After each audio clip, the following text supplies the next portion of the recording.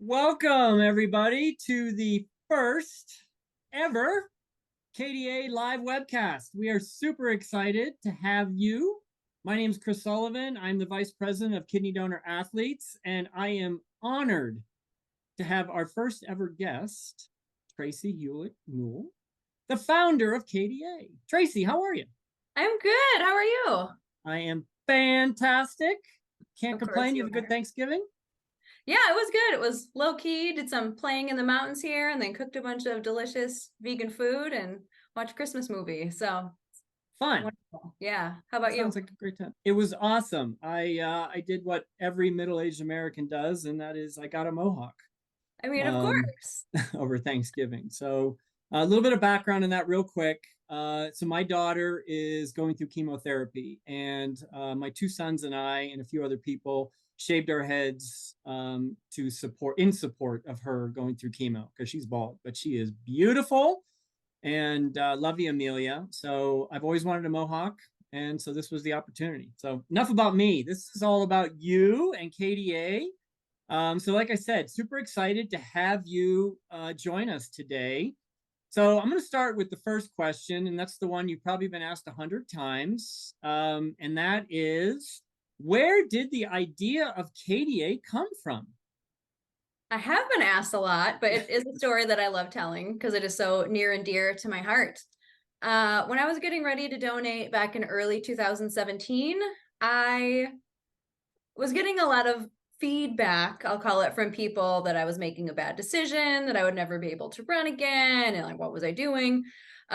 Which of course I don't like being told those things. So I trusted my instincts, and I was really hopeful I would find the story of someone else who had done this. And I scoured. I mean, I was Queen Googler. I looked all over for stories of people saying, I ran this marathon with one kidney and whatever, and found one TED talk of one woman who ran the Boston Marathon post donation. And then I found an article of a guy declaring he was going to run the Leadville 100 after his donation. And I was like, I want to talk to that guy, but no other headlines. And I thought, I got in my head, I thought, like, well, did he die? Did something bad happen? So I tracked him down. He's a chiropractor in Missouri, and he got on the phone with me, and he said he didn't do it because his parents were too nervous about it, and he didn't train as much as he wanted to. So I just trusted my instincts and went ahead with it, and I decided to be more open in my surgery and my recovery, which I don't want to talk about this to anybody. I really wasn't interested in being any kind of advocate or Yeah. even being open in any way. And as I was sharing my recovery and using some different hashtags, one of them being kidney donor athlete, almost every week people would send me messages. The first one was a woman from New Zealand who we're still in contact with, Charlotte. She's great.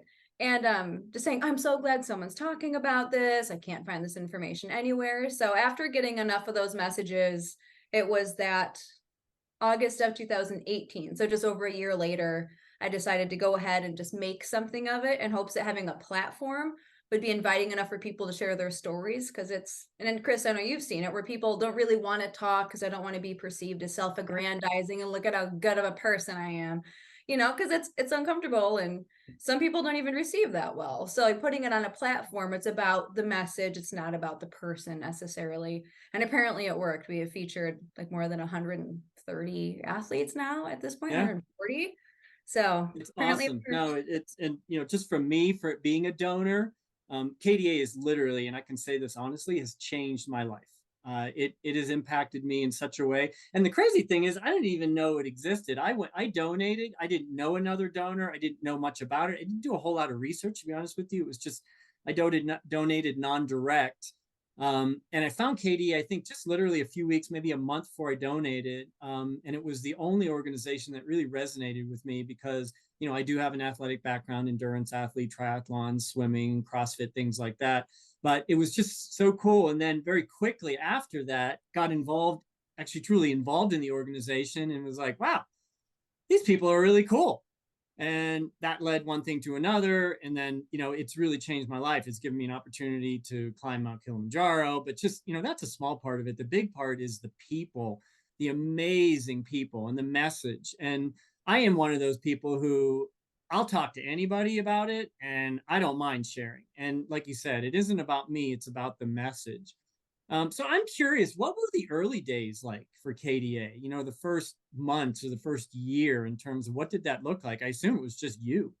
Yeah, it was just me. I mean, the first 3 years were just me, but in those earliest days, so I was living in Lakewood, Colorado, and working full-time remote for a bank based in the Midwest. And so I was really careful about, okay, these are my work hours for the bank. And then every week I had this long list of other things I wanted to do for KDA outside of work hours. And my big goal back then was to connect with 50 different donors that were athletes and get them to share their stories and be a part of what I was doing. So every day I was sliding into people's messages, I was writing up content, and even, I wasn't sharing a ton of athlete stories, but I was writing all these like essays and things about the donation process and my experience and advice for potential donors. And I mean, I was like doing the website, I then did another web upgrade. I did the whole thing like within the first year, connecting people. I had a big paper map on my wall where I was keeping little pins, like, sorry to my landlord at the time, but little pins of everyone I was connecting with, because I was blown away, like, wow, a message from someone in New Jersey, and now they're in Alaska, and this person's in the UK. And You I still mean, have that map? I think I do actually. Don't Yeah, throw that away. That's a KDA it's a icon. keeper. It So we need to keep is. that. Absolutely. But I was spending like about 20 hours a week, pretty much every week for the first, I mean, 3 years really, on top of a regular job and then training for races and having a life and moving across the So country.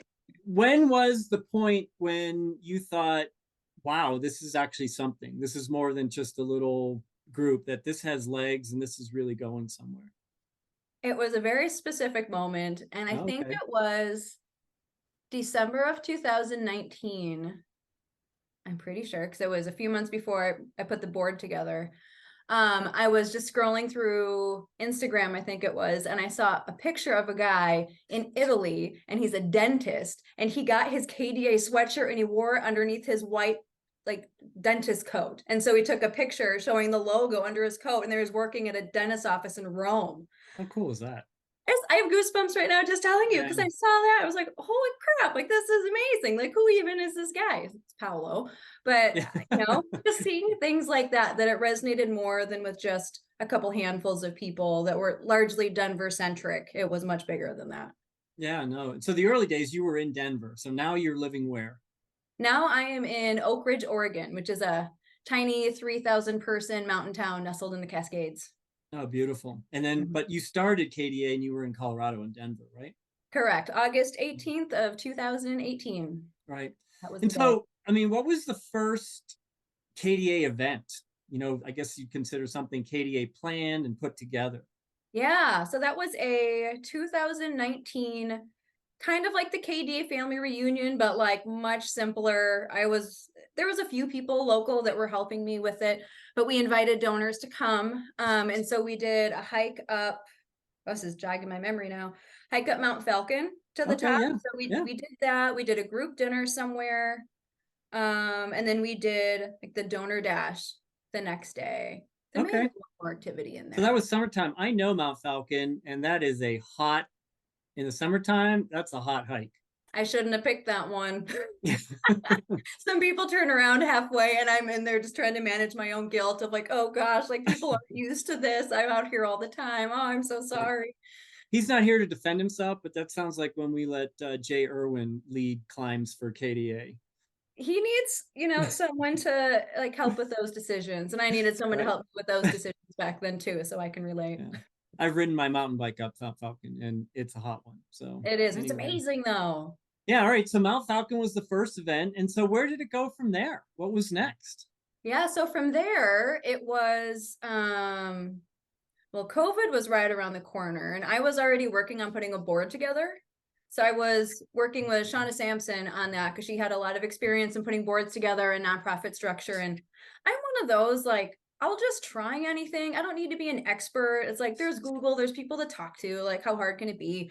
And so, like, we did our best and put the first iteration of the board together, and everybody was initiated into that. It was March 30th of 2020. Right. So also at that time, I've been really resistant to even start a Facebook group because honestly, like I don't love Facebook. I'm not a big fan of finding more reasons to be on there. But then once like it was really clear that COVID was going to last more than the 3 weeks people said it was, Right. that I finally went ahead and started the group, and that was just like the floodgates open to community building. And I never Yeah. even focused on community building with KDA. To me, it was more about the individuals in the process, that they weren't alone.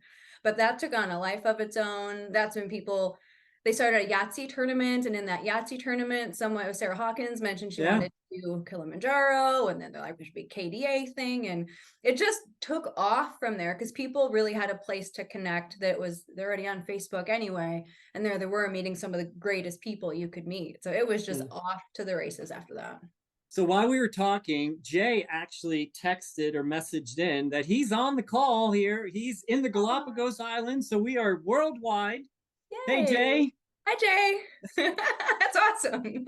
So segueing into what you were talking about, did you ever think in the early days that KDA would get to this size? I mean, we're 22,000 some strong now. Yeah, I had no idea. And honestly, I still wonder if our numbers are bigger than what we can Yeah. estimate them to be, because there's so many like lurkers of the website and other things and stuff like that, or people that just order shirts but they're not online. And I had no idea. I mean, like my big goal was 50 people, like 50 living examples with a wide variety of backgrounds, showing that you can thrive with one kidney. Like that, to me, that was like the sky, Yeah. and this is amazing to me. I never would have guessed this. So let's talk about that, because that's a question that I get asked from time to time, and I'm sure you do. Who can join KDA? I mean, do you get asked that? Do I need to be an athlete to join KDA? I do. It's interesting because people think there's like a requirement, like a vetting process or like certain requirements, and like it's so not. It's so not about that. It's like, okay, if you donated a kidney or are you planning, curious about it, and then like people get real hung up on the word athlete. Humans by nature, I think, will do a lot of comparison of like, oh, well, so and so has climbed all these mountains and did this, and I only do this. Am I included? And you totally are. So to me, and from the very beginning, an athlete is just someone who moves their body for the sake of physical fitness. You could walk your dog 3 times a week in the neighborhood. Yeah, Like, it doesn't matter. It's such a wide net, and there is no hierarchy of that here. Some of that's these typical. Yeah, outliers doing amazing I things. love it. I Yeah, they love it. may That's be like typically talking my more. answer as well. Yeah, Is ultra marathoner too? Do you walk your dog on the weekends for the totally. enjoyment of being out walking? You qualify, and you have to have one kidney. Exactly. I So mean, like, do you honor your body in this way and like have, a physical process that you do to stay healthy? Like, awesome. Like, you belong here. So we got another message from Kent, and I should have started that off early on, and I apologize. This is a live webcast. We're doing this live because we actually want interaction. So if you have a question, a comment, something that you want to throw out there while we're talking, throw it in here. We're going to go till about 4:30. I'm in the mountain time zone, so about half an hour. We're about 14 minutes in, so we have about 15, 16 minutes left. Kent commented another early event was at the Lowry celebrating donors. Do you remember that? I don't remember that.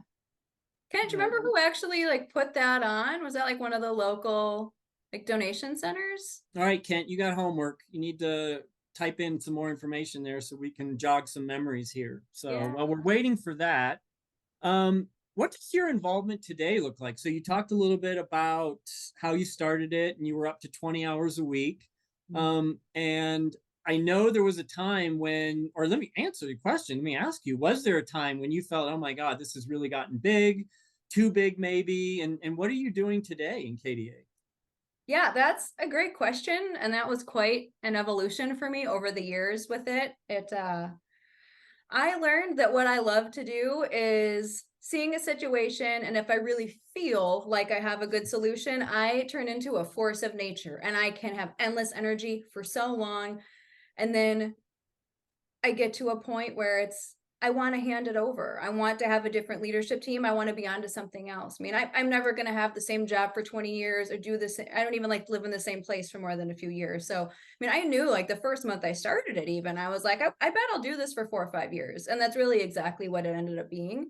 Yeah. Because after we got the board together and then we're doing all kind of like the structural things and the planning and the budgeting and all that, I just started to feel more and more like I cared about it, but I wasn't as psyched about it. And there are all these other people that were, though. And so I took a week off, very spur of the moment in August of 2021, because I was so burnt out, and like all I thought all the time was on my to-do list from my various things. So like work, KDA, and then the sanctuary that I'm on the leadership team for.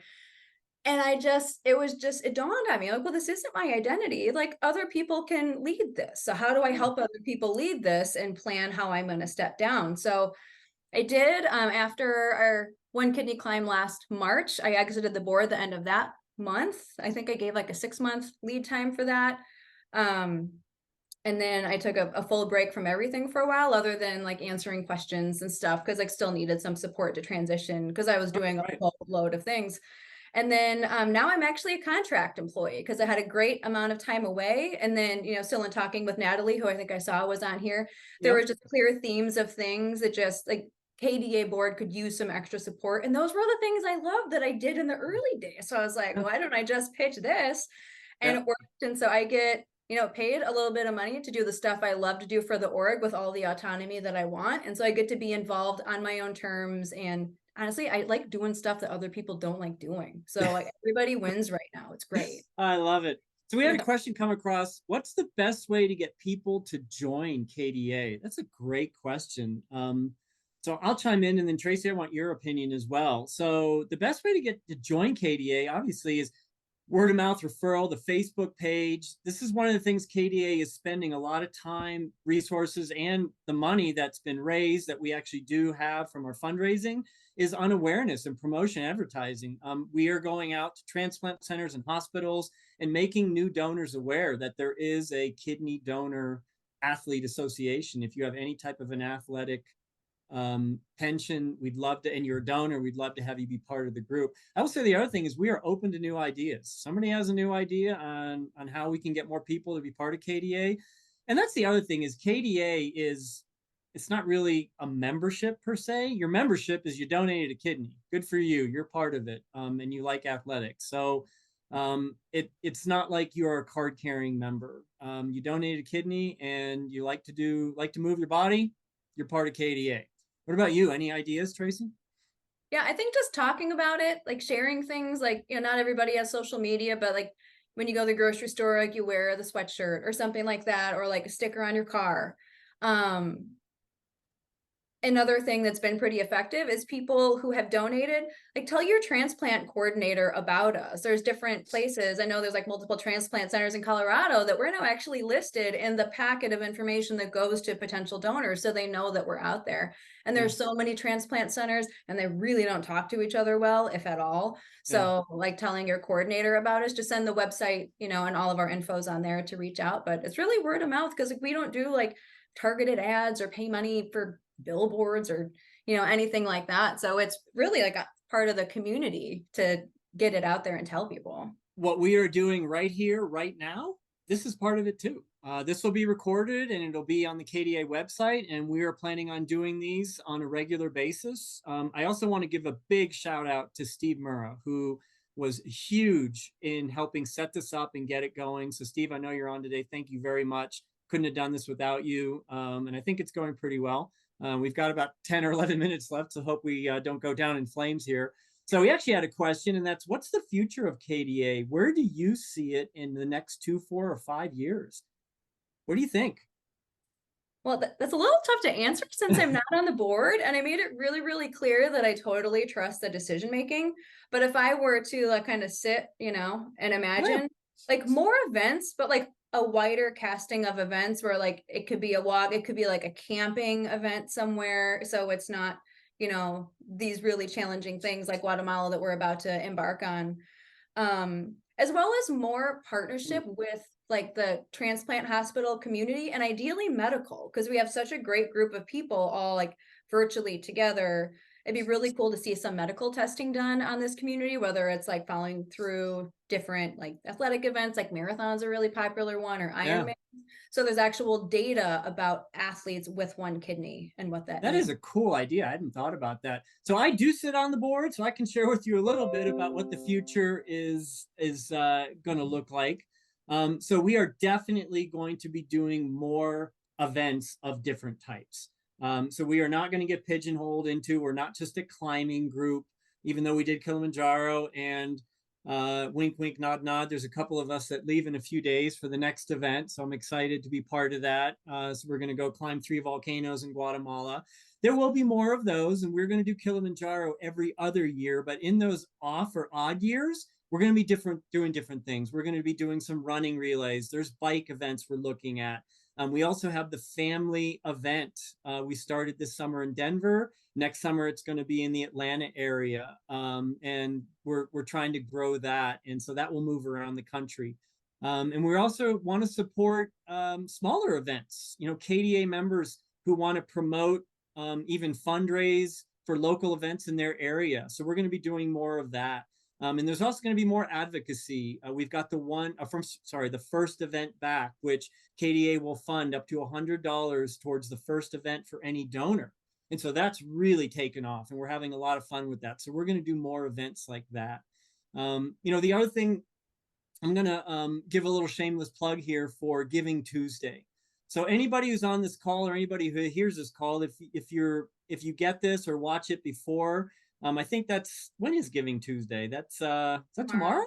Yeah. Tomorrow, yeah. So you got to watch it in the next 24 hours. But that's a great way to get the word out that you're a donor, for advocacy and awareness for KDA. And so we're trying to take advantage of events like that as well. So, aside from 2, 4, 5 years, going into your crystal ball, is there anything that your heart is really set on in terms of where you want to see KDA in the future? I don't. I love being surprised by what happens. It's the coolest thing. Yeah. It's like seeing the announcements that come out, or like sometimes Natalie and I will hop on a call and she'll fill me in on some things.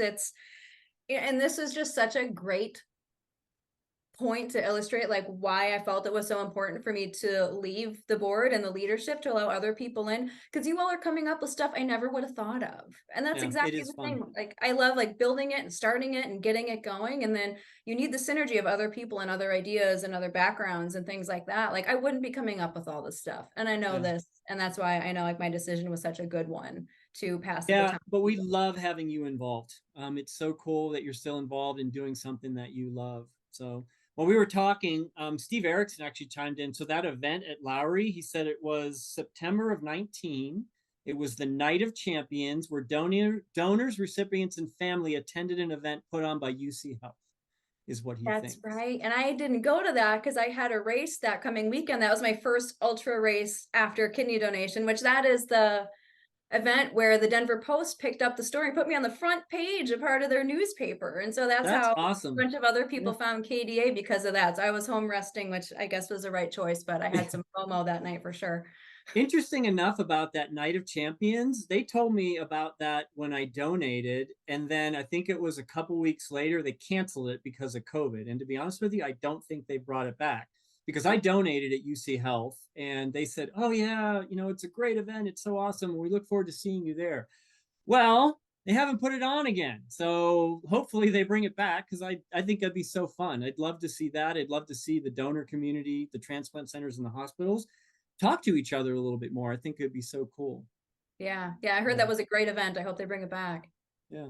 All right, so the big question: who is Tracey Hulick Newell? You're a 1-year newlywed, still newlywed.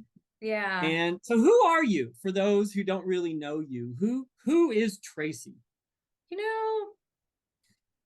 That's a hard question to answer, because usually people will be like, oh, this is my job and this is like the labels people call me and this and that. But like, I don't like that. Like, who cares what my job? I love my job, but it's like not who I am. But like, really, like, who I am is I'm fascinated with humanity in all forms. Like, I'm so fascinated by every single human because everyone's so interesting. And like, I'm fascinated by animals and plants and trees, and just, the world is interesting to me, and the life and all the choices we get to make in it. So like, if I'm anything, I'm just an endless student, and I would never claim to be an expert in anything or great at anything, because like, just like our education is around us all the time, and I find it profoundly interesting. So I'm just. And I know you volunteer at an animal sanctuary. Tell us about that.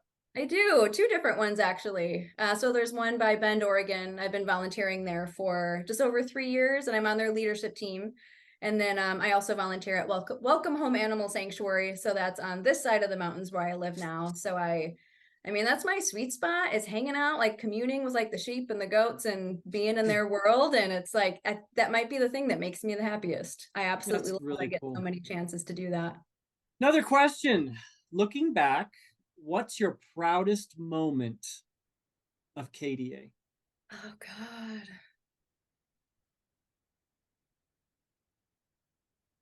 So there's a few, but there's a common theme of those moments. And that was when, so I started our mentor program through just keeping track. First, it was on the big paper thing. And then I thought, oh, I really need a spreadsheet of these people who would just grassroots reach out and say, hey, if anyone who's going through the process wants to talk to a donor, like, let me know. I live here. I'm a hockey player. I'm a whatever. And multiple times I'd receive messages from people who reached out to me to be paired with someone. I made the introduction.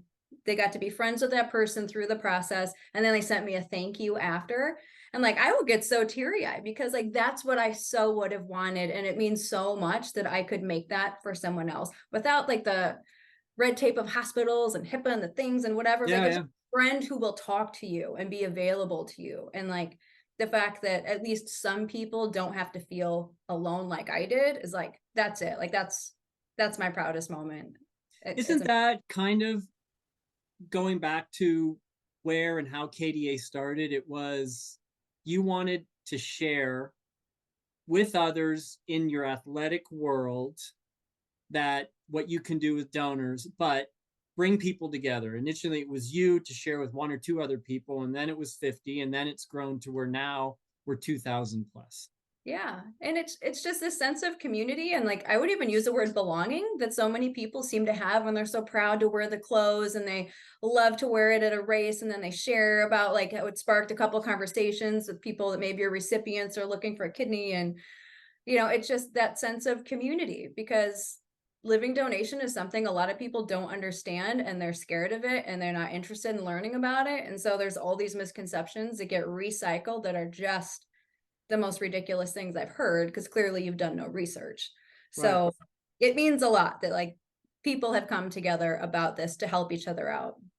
One of the things that I love is, and I heard this early on and it really resonated with me, is that everybody who donates has their story, their donor story, their journey, their donor journey. And just listening to everyone, while there's a common theme, everyone is so different and it's so cool. And I think that is such a sense of belonging. It's a tight fraternity, if you will, of people who donate, but at the same time we all have something in common, but we also have a different story and a different journey.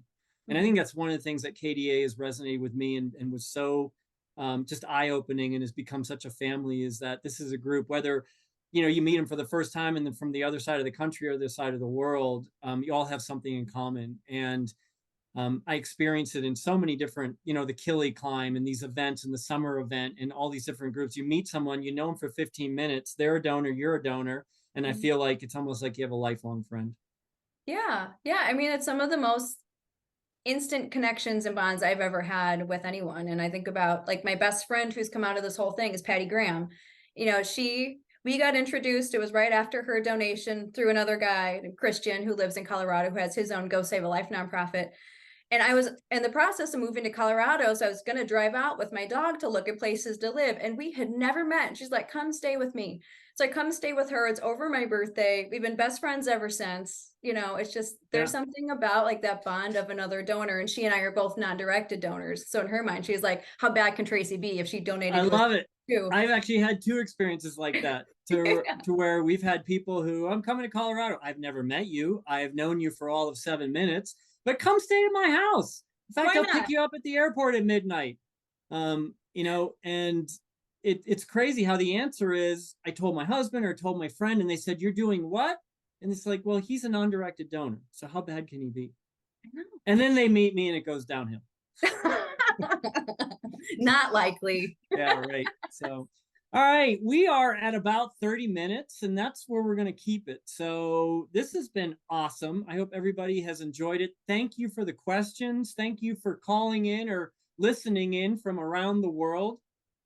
This will be up and we'll put it out there for everyone to see, and it'll be in our library moving forward.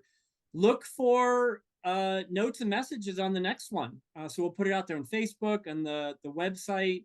We hope to do these on a regular basis, whether it's monthly or quarterly. We're still kind of dialing that in. And we're also would love suggestions. If anybody has any ideas on great topics, we want to keep it interesting. We want to cover new and interesting topics. So we're open to any suggestions that anybody has. So on behalf of myself and Tracey, thank you very much, everyone. And I hope you have a great rest of your day.